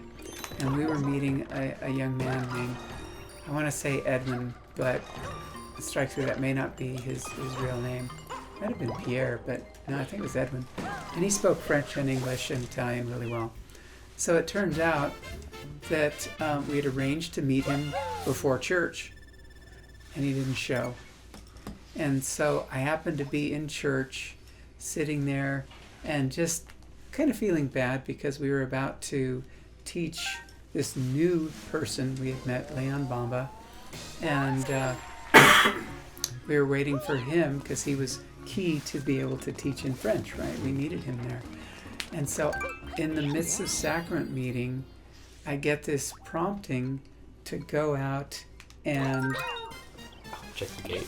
check the gate. Oh. And this is, this was kind of a big deal and rather odd because, I was not very experienced at listening to the Spirit, but I was like, I had this prompting, and so and we were in the middle of sacrament. I mean, they were about to hand me the bread or the water. I think maybe I'd even taken the bread and it was about to be given the water. And I felt it so strongly, I stood up and I marched out of the building. And mind you, I didn't have my companion with me, which was kind of a no-no. Did you let him know you were gone, or you just get up and walk out? I just got up and walked out. And I walked out and ran. So there was some distance, at least 100 yards, between the chapel and the gate. And the whole time I'm walking toward that gate, I'm saying, Heavenly Father, I pray that this is not, I pray this is a spiritual experience and not me being an idiot. And I keep repeating that prayer. And meanwhile, I'm walking and walking. I get up to the gate, I turn the corner, and then it's another, 50 to 100 yards to the end of the walkway. And I'm just at the gate, and I'm standing there, and nobody is there. And I'm like feeling dejected when suddenly a person walks by. Just in that, like, 1 or 2 seconds, boom, they walk by. And it's like, and it was him, like, Edwin! And he stops, and he turns around, and he's like, oh, Anziano, I'm so glad I found you. I've been walking around, and this was the last time I was going to come by, and then I was going to go home. And so it was a very real, tender mercy. We found him, and we brought him to Leon Bamba. And Leon Bamba, who was a boxer back then, ended up joining the church as a golden contact. He was the last person to be baptized on my mission before I returned home. It was just such a powerful experience, such a good guy too.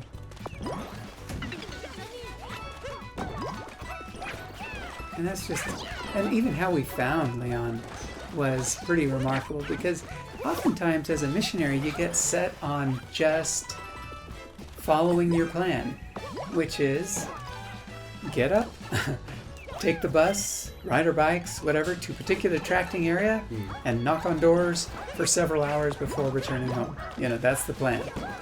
Well, it so happened that on this particular day, we had taken the bus, we got off, we're walking to our area, and the Spirit says to me, and we weren't even in our area yet, there was a young man sitting on the porch, and the Spirit said to me, go talk to that dude.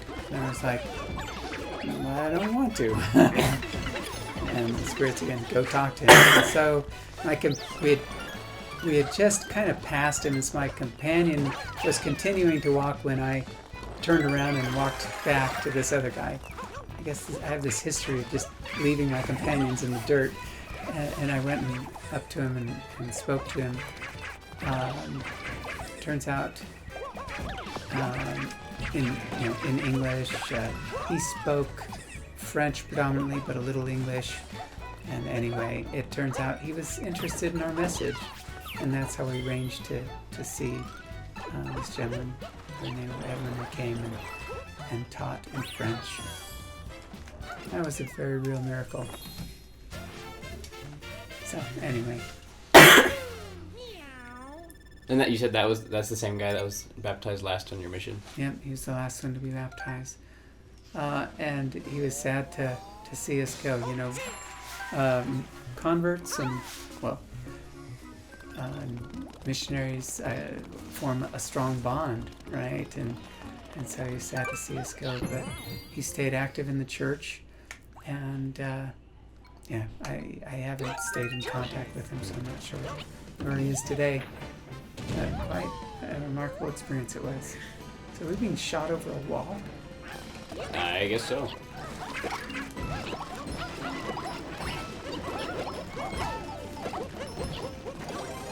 Did you ever have any strange experiences in Fast Testimony meeting or just in church in general? Sounds like you've got a story coming up over there. I have like a couple really short things, but I guess... I was going to say, have I shared my Fast and Testimony story? I'm not sure. I know you shared something, but I'd have to remember what it was. So I got one that I know I haven't shared, where we had one person, he wasn't a member, and he wasn't all there, so he never ended up getting baptized. He just kind of started coming to church every once in a while. One day in sacrament meeting, I watched the deacon go up with the water to this guy, and I guess starting with the bread, he was past the bread and he just grabbed like a fistful and just took a bunch of pieces. But then when the water came around, he grabbed a single cup, he held it over his head, triumphantly. He smiled, closed his eyes, looked forward, and dumped it on his head. Are you serious? Yeah. This It was fun to watch that guy. I know there was a couple other things he did that during sacrament. It wasn't always the same. That's the one I remember, though. That's so interesting. Well, okay. Good for him, I guess. That seems... I remember when I was first... I was first a member of the church. I happened to... sorry, this wasn't a missionary experience, so I can't share it. Sorry. Forget I said that. Delete that out of the final edition. Yeah, I suppose the one unusual experiences, we had a sister who was baptized and had a very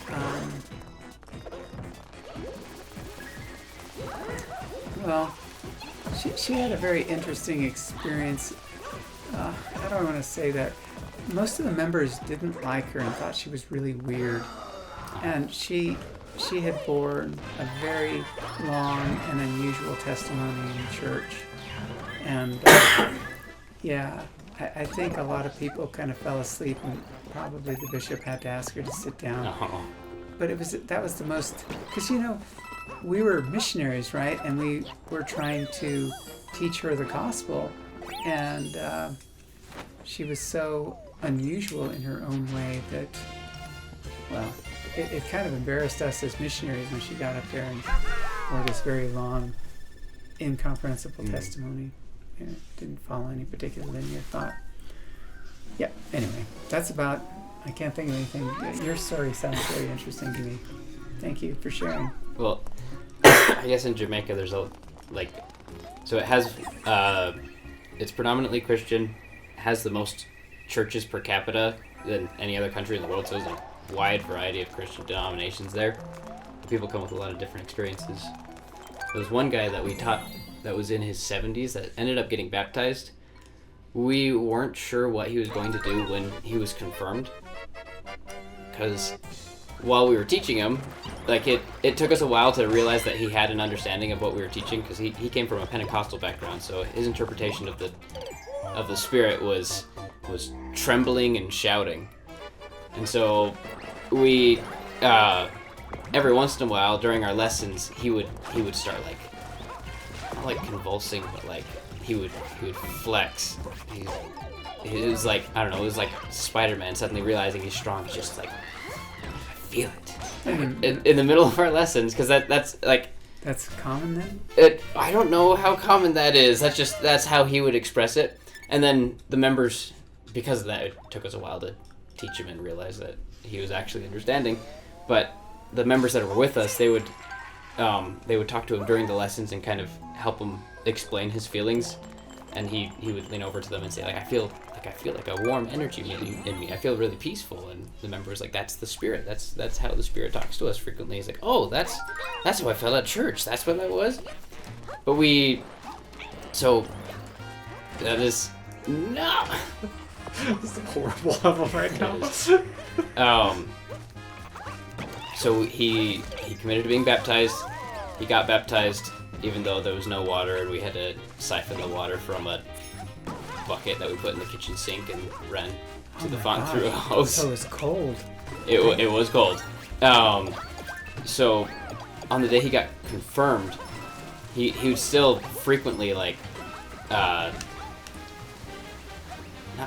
shout, but just he was very loud, wiggly, and expressive when he felt the Spirit, because Pentecostal background, that's how he interpreted what you're supposed to do and how you're supposed to feel when you feel the Spirit. Oh. So we were sitting there watching him after he got confirmed, and we just saw him go, oh, feel it. And we were just ready for him to start stand up and scream hallelujah, but he was, I just stole that right from him. And I so was did passing Toad. them out. So we could immediately waste them. Yes. But I guess the bishop talked to him beforehand and said, we know you want to be expressive when you receive the gift of the Holy Ghost, but we're trying to keep the sacrament being quiet.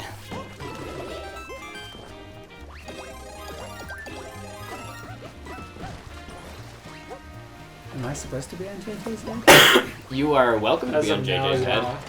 Oh. That's probably the safest place to be. Because JJ tends to throw other people off the edge.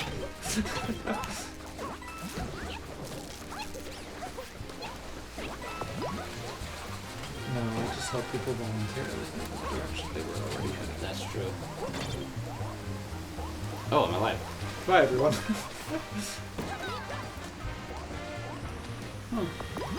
I also had another time on my mission, so I can't think of very many times on my mission where I learned to listen to the spirit from like a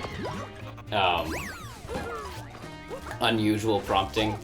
It was like, it just usually came as like a go that direction or talk to this person, and sometimes it was just to give me practice for listening to the spirit rather than it actually leading to an unlikely miracle.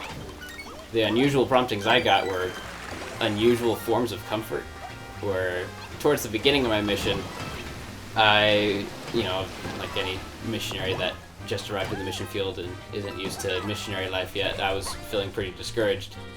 So I was praying and asking for help during sacrament meeting. Whoops. I didn't know that would work. I'm stuck. We can do this. Hold up. Okay, are you ready to Yeah, jump off I'm my head? ready. I'm ready. Ready? 1, 2, 3. Darn. Oh, you got it. We got the target. So I was praying, asking for help in sacrament meeting, and the song, like the spirit does not communicate to me through music. It is very rare for me to have powerful experiences through music. I think the spirit spoke to me through humor because I don't know if you know the 1960s stop motion Santa Claus is Coming to Town movie. Oh yeah. Mm-hmm. Where Santa Claus is singing to a penguin, teaching him how to walk or something.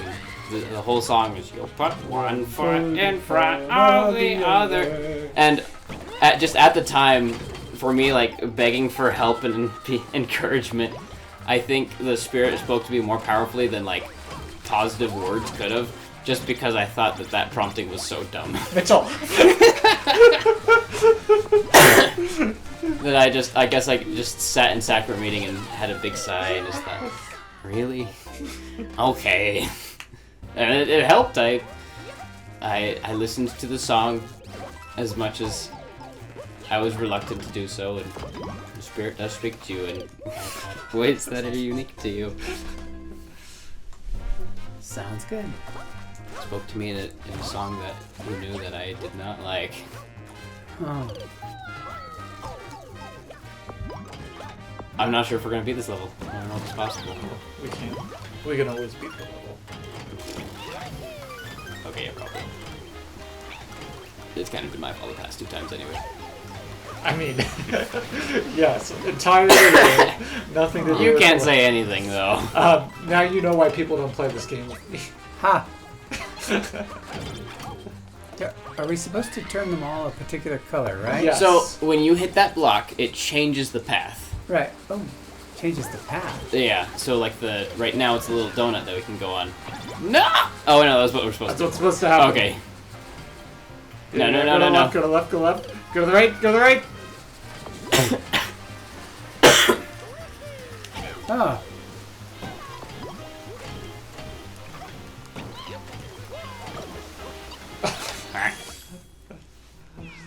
Oh, we did it. Oh, you have little faith. Yes, we survived. All 3 of us. I may have even gotten some points this time. So let's talk about how missions in general, they were different than now, definitely, than they were then.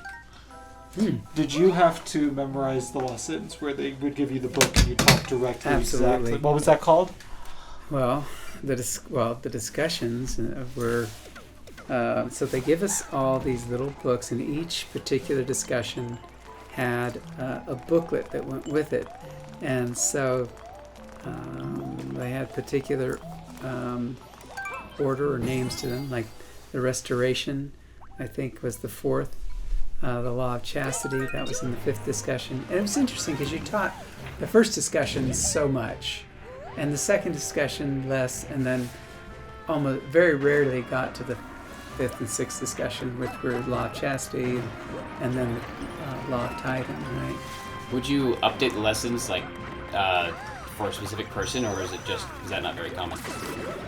I mean, as you learn the discussions, there was always that difficult, or the dichotomy, or the juxtaposition of wanting to follow the discussion you had memorized and then follow the Spirit. As we became more adept at speaking the language, we tended to abandon the discussions we had memorized and try to simply teach by the Spirit. And I remember, and that's really the strongest way to have a great discussion, is to teach by the Spirit, because that's what will make it applicable, far more applicable to the number you're talking about, the number you're talking about. How often would you write a letter home every week? Yeah, in fact, just recently, my mom gave me back all my letters. Oh, really? Yeah. I'm not a very good writer. I've got a feeling that the letters are all blank. What I've experienced with my 19-year-old handwriting and ability to write. And what we would write is, so it was very expensive to send a letter home. Oh, yeah. So we would write on it was basically this pre-formulated, it was one piece of paper, written on onion paper, so it was very light, very thin, and you had one sheet, and then you would fold it up and put a stamp on it.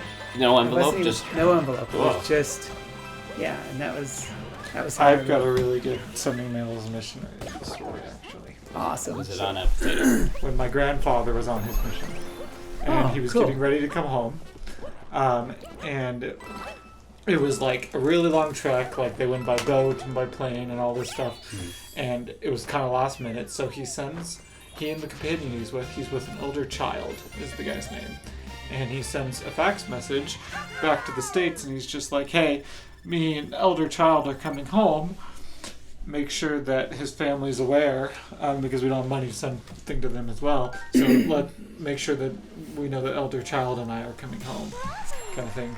I don't think I'm in the game anymore. Yeah, no, we lost you at some point.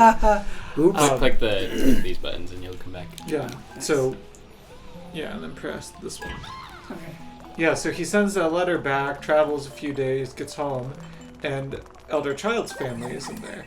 And he shows up and his family's there really confused. And they're like, the fax said, Elder Sanders and his child will be arriving on this one. So they had to go drop off Elder Child at his house, whose parents didn't know he was coming home. Oh, and were no. quite upset. Oh, that's hilarious. But fantastic story. Absolutely.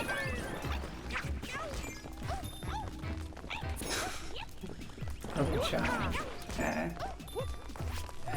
Mitchell, I learned something. What is that? The cat can steal a crown like that. It can. So you become a cat? So if... Apparently. Oh, that was close. Here, I'll let you become a cat, and then you can click this button and you'll slash at people. Interesting.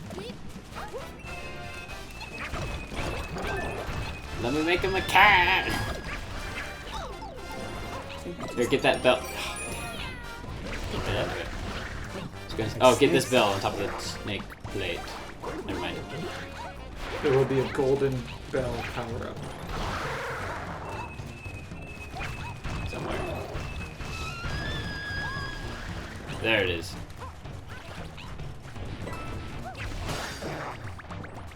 At least let me get it so I can give it to him. That's hilarious.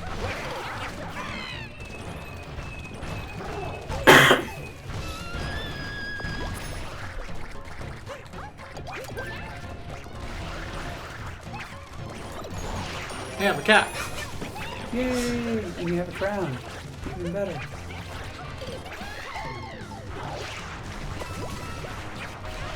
Yeah, that thing about I didn't absolute really power. run Working absolutely. That's how I feel about this crown. Happens every time I play this game. Oh, this game isn't about friendship.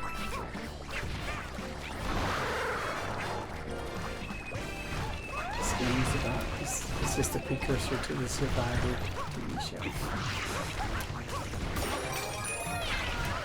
This game is about one person and one person only gets a crown on their head, and you better make sure it's you.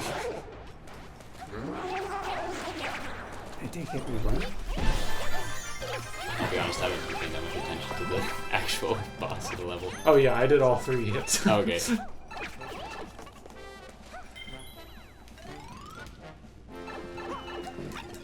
So, how about interesting experiences with women on your mission?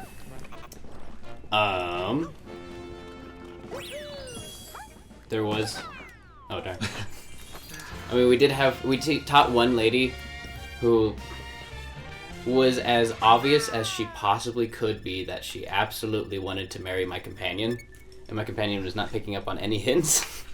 That's Like hilarious. and it wasn't even like cleverly hidden. Like we would teach about like the restoration, and she'd be like, you know what I think? I think that interracial marriages are a positive thing, and we're talking about Joseph Smith, and my companion is just completely oblivious to this. He's like, that's interesting. So you want to read this scripture for us? And she's like, you know, I think I've always like I think it is important. Like I want to marry a very religious man. I want to, and she's saying this like you know, like hands on her chin, looking at my companion, and he's just not having any of it. The whole lesson is just filled with her just trying to slip in as many hints as she possibly can, and I understood all of them. You're having the time of your life. And at the end of this lesson, my companion's like, when can we come back? That was a great lesson. She seemed very interested. I'm like, you can't be serious. You're just like, yeah, she was very interested. I don't remember her name. We called her the Pie Lady because she owned a store that sold little mini pies.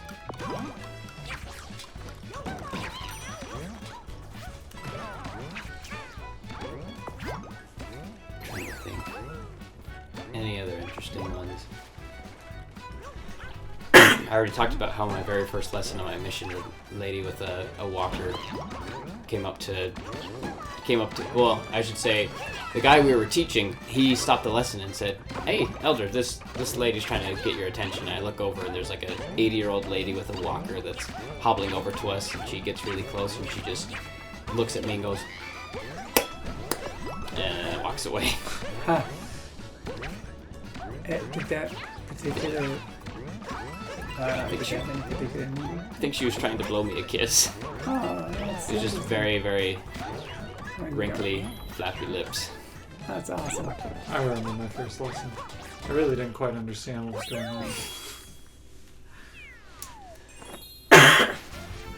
All I know is we never found them again. And Wow. we went to their house. Oh, really?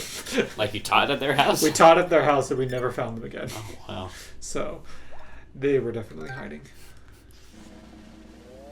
Hilarious. I remember we went on splits one time, and it was an interesting thing in my mission. I don't know if they do this in your mission too, that when the elders would come and we would do splits, the senior companions would go together and the junior companions would go together. That sounds like a role made from the senior companion. My mission, like, didn't even identify who was senior companion. Because, like, Mine didn't either. It was listed if you looked at like the actual transfer sheets. You could see who's senior and who's junior, but they wouldn't bring it up just because it caused they too much contention. never mentioned it on my mission. Oh yeah, it was a big deal on my mission. You know, if you were the senior companion, you know, the junior companion was supposed to do what you said, right? So I would get that. You know, well, I'm the senior companion, so you have to do what I say. Kind of thing. Ooh, that's interesting. So anyway,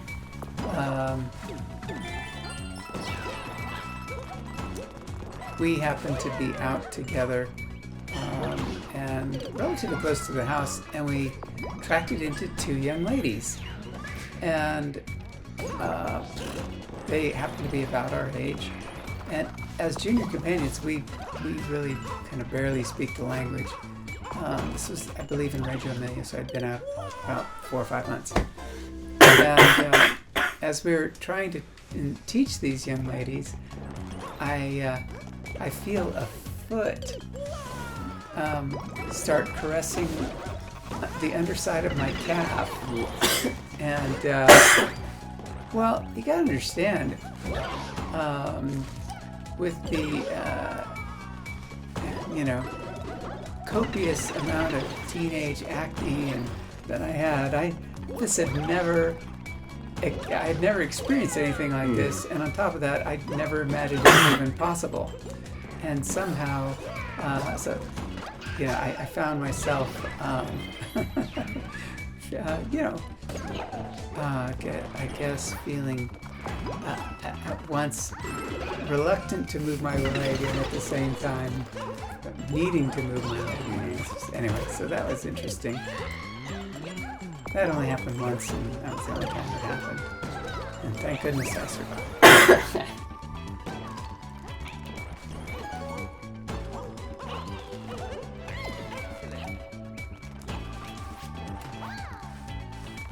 I don't remember correctly. Just jump.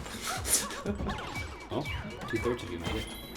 Yeah, but the 1/3 got picked up by you, so that's where that came from. Not really.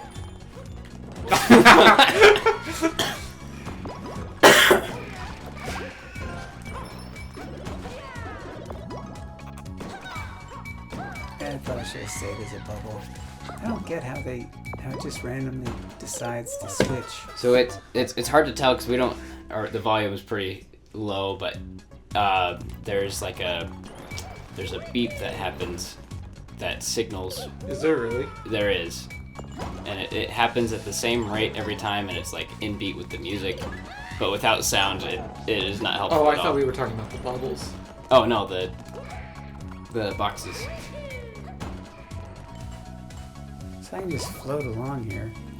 Until JJ dies. Ah, Excuse me, I died at the same time as you. I was alive until you made me go into. and we a bubble lose because 3 lives every time when we all 3 die, right? we do. Yeah. But even though gosh. Mitchell pessimistically was saying we'd be out of 300 by the end of one level, we're doing great.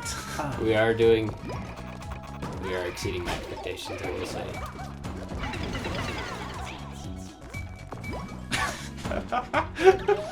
That was horrible. Oh, I'm alive. Don't worry, I'll be coming back in a moment Oh, that's good. to immediately pass. No! Okay. No! so interesting. Well, we are at time. One more attempt to finish this level. Oh, okay. I'll just exist as a bubble. Feels like I'm your guardian angel somehow. So I guess I realize why I don't have any other silly experiences with women while teaching on my mission, because they were always attracted to my companions and not me. Oh. Like I had one time where we were. Oh, I thought I was right in the middle.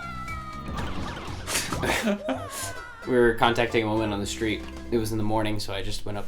I just went, "Hello, miss," and she's like, "Oh, hey, sweetie," and then then she goes to, or my companion says good morning, and she says, "Hello, sir."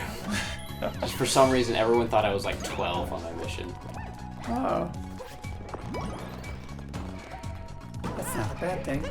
That's No, true. lucky you. Jump. Oh, so I need to jump. Can't Okay. say jump when you're forcing us off screen. That one wasn't me. Oh, were you not in front that time? I'm Mario. Oh, I was looking at myself. I was just assuming you were in front. You just assumed it was me. Playing by the odds. Okay, here's how we're gonna do this.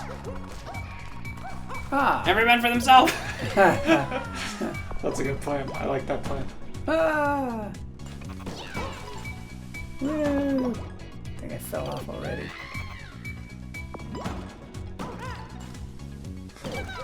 Every time I get out of a bubble, we lose a life. Ah. Ah. Ah, I jumped too soon. We made it.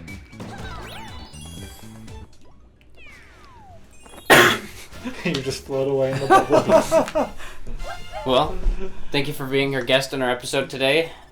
Do you have anything to say for someone who is thinking about going on a mission? Yeah, do it. Do it now. I mean, going on a mission, ultimately, I think I was prepared to go. I had the desire to go. A mission is an opportunity to surrender your will and allow God to take a more active role in your life. So many lessons to learn. I think the hardest part about a mission is learning to surrender your will to God, because we want to, even as missionaries, we want to be the best missionary. We want to baptize the most. We want to, it's almost like a competition, and we want glory. When in reality, you're there to do the Lord's work, and you just need to let Him work through you to touch the lives of other people. Don't be worried about who gets the credit, because in the end, all the glory goes to God. And if you can go with that attitude and simply love your companions and love yourself, recognize you're not going to be perfect. You're not going to obey all the rules. You're not going to, you're not the one who converts people. If you go with the right attitude, you'll have the opportunity where the Lord will put you in a position where the Spirit can speak to others through you. It's the Spirit that converts. And if you go with that attitude in mind, I guarantee you'll have a wonderful and marvelous experience. Don't go there for yourself. Go there to be an instrument in the hands of God. And Jesus Christ will work through you. And you'll find as the more often He works through you, the closer you draw to Him. And it's really good to be weak when you go on your mission, because when you are weak, that's when you are strong, because you'll need to rely on Him the most. And He lives. I know it. And He's looking to have you be His hands as He reaches His children in the world. And I say this in the name of Jesus Christ. Amen. Amen. Thank you for sharing. That was fun. Yeah, I think JJ needs to click A real quick to see who's on top of this. Oh. Oh, wow. Good job. The real question is, who lost the most lives today? Not caused the Who most sacrificed the lives. most lives? All right. He who Well- loses his life will save it. So. That's true. I've saved a lot of lives today. I was just assisting. Well, thanks again for tuning in. We'll do this next Thursday. Yay. See ya.